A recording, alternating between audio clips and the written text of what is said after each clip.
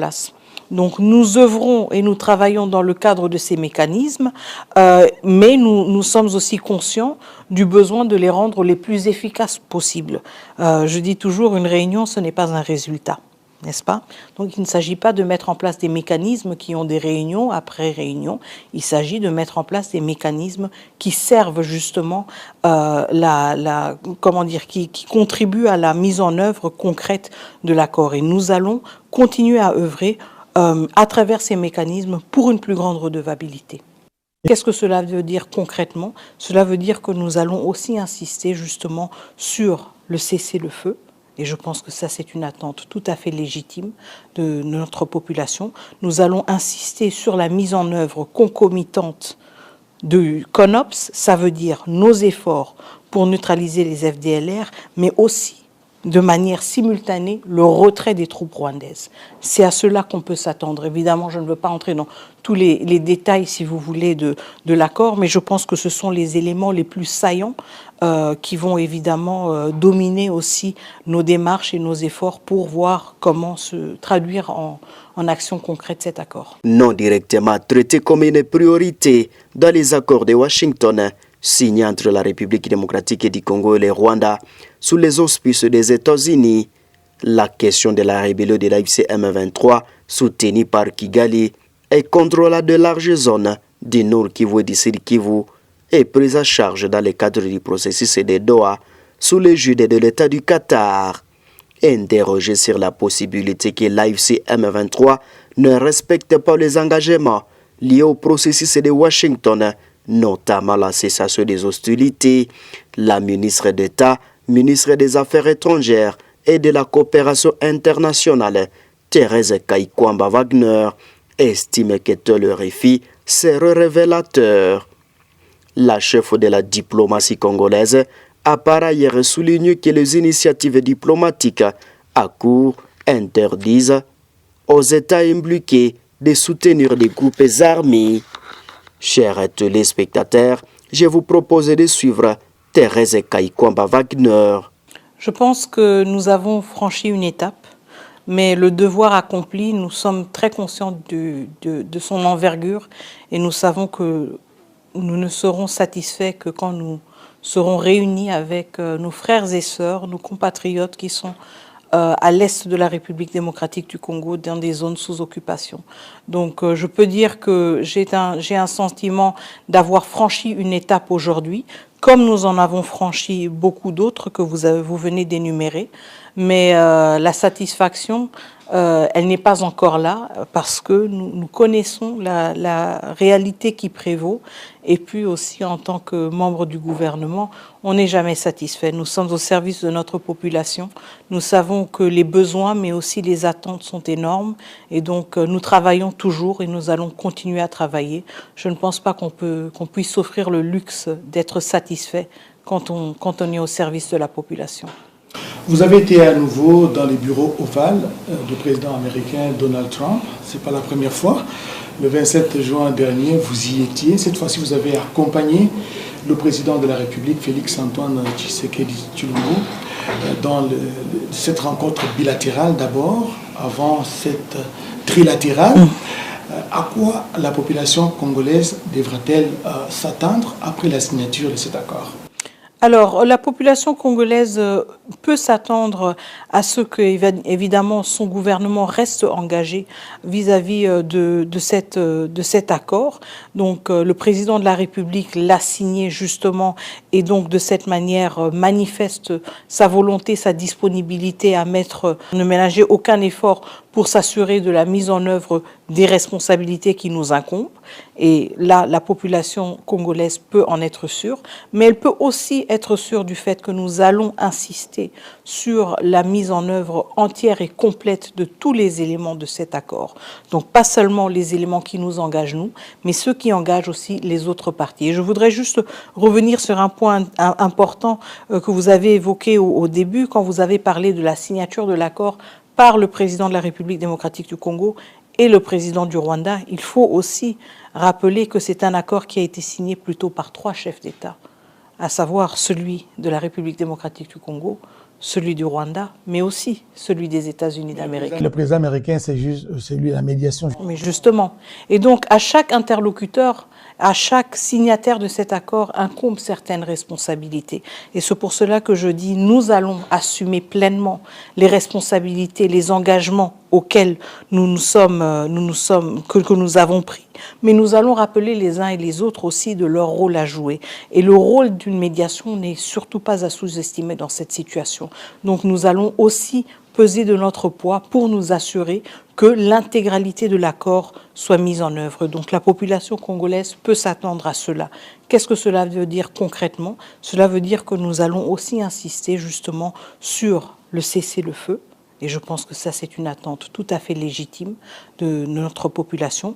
Nous allons insister sur la mise en œuvre concomitante du CONOPS, ça veut dire nos efforts pour neutraliser les FDLR, mais aussi de manière simultanée le retrait des troupes rwandaises. C'est à cela qu'on peut s'attendre. Évidemment, je ne veux pas entrer dans tous les détails, si vous voulez, de l'accord, mais je pense que ce sont les éléments les plus saillants qui vont évidemment dominer aussi nos démarches et nos efforts pour voir comment se traduire en action concrète cet accord. Et vous avez parlé justement de chaque partie prenante a ses responsabilités. Le président de la République démocratique du Congo, Félix-Antoine Tshisekedi Tshilombo, a réitéré, il a redit sa volonté de respecter scrupuleusement, et j'ai aimé le mot qu'il a utilisé, avec beaucoup de sérieux, ses engagements. Mais de l'autre côté, le président Kagame, dans son speech, il a souligné que si cet accord ne réussissait pas, ce n'est pas de la faute de Donald Trump, mais plutôt de nous. Nous, ça veut dire lui, le président congolais. Mais à la fin, il a dit quelque chose pour lequel je voudrais que vous puissiez donner votre commentaire. Il a dit qu'il y a une route qui s'ouvre devant nous, mais il y aura certainement des hauts et des bas. Votre commentaire. Bon, écoutez, je ne vais pas m'aventurer à faire des commentaires sur des déclarations du président Kagame. Ce que l'histoire nous enseigne, et quand je parle de l'histoire, je parle d'une histoire pénible de 30 ans de conflit, c'est qu'en effet, il est difficile de mettre fin à une guerre. Si c'était si facile que ça, on n'en serait pas à 30 ans. Donc je pense que ce qui est important ici, et nous l'avons toujours souligné, c'est de traduire les signatures, si vous voulez, en des actes concrets. C'est de rester déterminé justement à voir ces actes porter des fruits. Et c'est aussi d'avoir cette détermination de dire que même quand on essuie un échec, on reste engagé vis-à-vis de l'objectif le plus large, si vous voulez, ou l'objectif global. Donc, pour nous, en tout cas, ce qui est important, c'est cette persévérance-là. Nous ne pouvons pas nous offrir le luxe, si vous voulez, de renoncer à la paix. Et je pense que cela a toujours caractérisé la posture du président Tshisekedi. Il faut quand même souligner que depuis qu'il est à la tête de la République démocratique du Congo, il n'a ménagé aucun effort pour justement mettre fin à l'instabilité, pour justement mettre fin au manque de cohésion régionale qui caractérise parfois la région des Grands Lacs. Nous avons vu notre président à Luanda, nous avons vu notre président au Qatar, nous voyons notre président ici à Washington, D.C. Et ce n'est pas un aveu de faiblesse. Ce n'est pas un aveu de faiblesse. En fait, c'est ce qui caractérise un homme justement qui est persuadé de l'importance d'avoir une paix durable, une paix sur toute l'étendue de notre territoire. L'une des faiblesses que certains analystes reprochent à cet accord qui a été entériné aujourd'hui, le texte ne dit pas expressis verbis ou ne donne pas des mécanismes de coercition, des contraintes en cas de non-application, de non-respect des engagements à deux parties. Comment cela va se passer si jamais on ne le souhaite pas, l'une des parties n'arrive pas à respecter ses engagements? Est-ce qu'il y a des contraintes, des garanties? Alors je pense que évidemment le souci d'avoir un caractère un accord avec un caractère le plus contraignant possible, c'était toujours une préoccupation portée par la République démocratique du Congo. Évidemment, on ne peut pas toujours s'attendre à ce que les uns et les autres aient le même sens, si vous voulez, de devoir. Donc, la situation à laquelle nous faisons face maintenant dans l'accord, elle est plutôt caractérisée par le fait que nous avons une série de mécanismes qui ont été mis en place pour suivre la mise en œuvre de l'accord. Et je pense que c'est à travers ces mécanismes-là que nous allons avoir des cadres et des formats différents de redevabilité. Donc des mécanismes qui sont animés par la médiation, des mécanismes qui rassemblent les différents interlocuteurs avec leurs responsabilités différentes et qui se rencontrent dans des intervalles très précis. Et donc, quand il s'agit de cela, nous notons déjà que ces mécanismes qui ont été prévus dans le cadre de l'accord de Washington signé le 27 juin sont déjà en place. Donc nous œuvrons et nous travaillons dans le cadre de ces mécanismes, mais nous sommes aussi conscients du besoin de les rendre les plus efficaces possibles. Je dis toujours, une réunion, ce n'est pas un résultat, n'est-ce pas? Donc il ne s'agit pas de mettre en place des mécanismes qui ont des réunions après réunion, il s'agit de mettre en place des mécanismes qui servent justement, qui contribuent à la mise en œuvre concrète de l'accord. Et nous allons continuer à œuvrer à travers ces mécanismes pour une plus grande redevabilité. Et la garantie de cet accord, c'est toujours les États-Unis ou bien il y a d'autres structures? Je pense qu'aujourd'hui, déjà, un regard dans la salle nous a montré que, encore une fois, c'est une crise qui dure plus de 30 ans. Peut-être qu'on l'a maintenant réduite, si vous voulez, dans une forme extrêmement simplifiée à la RDC et le Rwanda. Mais quand vous avez regardé dans la salle, je suis sûre que vous vous êtes rendu compte qu'il y avait des chefs d'État de la région. Et donc cela montre qu'il y a un souci partagé de voir la région surmonter ce conflit, de voir la région aller au-delà de cette crise. Et donc, je ne pense pas que c'est uniquement, si vous voulez, une question des États-Unis. Il s'agit d'un environnement propice, avec des alliés, avec des pays concernés par la paix, qui vont aussi peser de leur poids. Nous sommes extrêmement reconnaissants pour le rôle joué par l'Union africaine, par exemple, jusqu'à présent, dans le cadre des efforts pour sortir de la crise. Madame la ministre, nous sommes en train de terminer cet entretien. Je m'en voudrais si je ne vous pose pas cette question, parce que nous suivons pas à pas tous les processus, en commençant par Luanda, Doha, et aujourd'hui nous sommes à Washington. À Doha, il y a eu la signature de l'accord cadre, une sorte de balise pour les négociations futures entre la partie gouvernement de la République et la coalition AFC M23. D'aucuns pensaient que c'est l'accord entre guillemets de Doha, qui serait le premier à être conclu avant de déboucher sur Washington.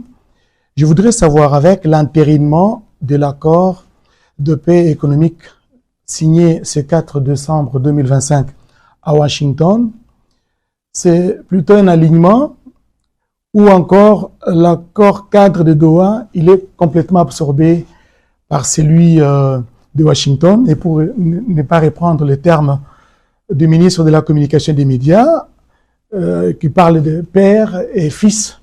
Si le père accepte, il adopte, tout naturellement, le fils doit s'aligner.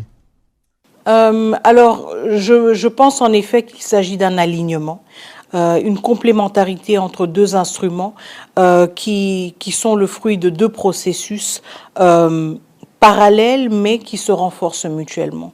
Donc moi je voudrais insister sur le fait que certes les uns et les autres avaient peut-être l'attente que le processus de Doha soit parachevé avant celui de Washington.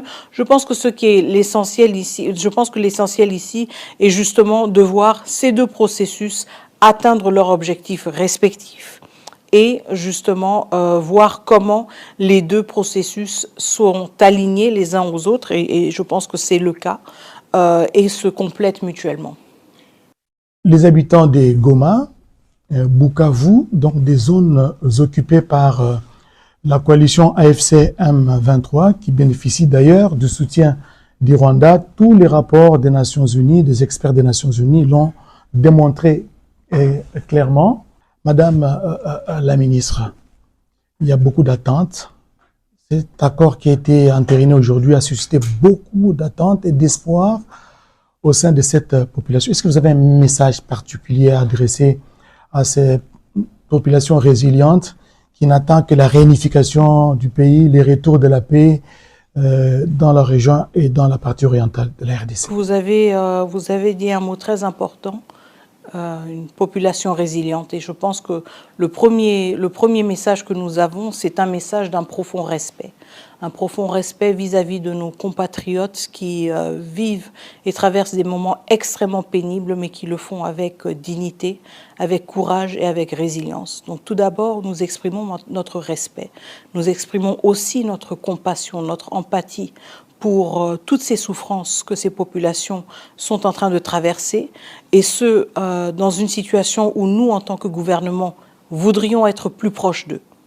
Le troisième message, c'est que même si nous ne sommes pas physiquement à leur côté, nous les portons dans nos cœurs, nous les portons dans nos esprits tous les jours. Nous sommes aux côtés de la population de la population congolaise dans les zones occupées, et ceci est la première préoccupation de notre gouvernement. Nous ne ménageons aucun effort pour œuvrer vers une réunification rapide de notre territoire. Nous n'avons qu'un souhait, c'est d'être réunis avec nos frères et sœurs de l'Est.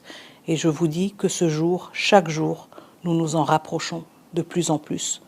Nous sommes reconnaissants pour votre courage qui nous inspire, et nous allons continuer à œuvrer pour que ce jour vienne plus vite que possible. Accord de Washington est dispositif présenté comme historique, présidé par Donald Trump, la signataire des accords de Washington, a été qualifié d'historique par le département d'État américain. Ces cadres réaffirment les engagements pour mettre fin à 2 décennies de conflits, renforcer la coopération économique et jeter des bases d'une paix durable entre la RDC et le Rwanda. L'accord réaffirme notamment la mise en œuvre de l'accord de paix conclu à Washington le 27 juin 2025 et concrétise la vision du cadre d'intégration économique et régionale, le cadre destiné à libérer les potentiels économiques de la région des Grands Lacs et à stimuler les opportunités pour le secteur privé américain. La cérémonie s'est déroulée à présence de plusieurs dirigeants africains et partenaires internationaux. Par ailleurs, la médiation qatari constitue l'autre pilier diplomatique du moment. Un accord a été conclu entre Kinshasa et l'AFC M23, mais son contenu reste à négocier. Sur le terrain, la situation des mers a changé. Les lignes font actives, l'absence de mesures de confiance, les positions figées.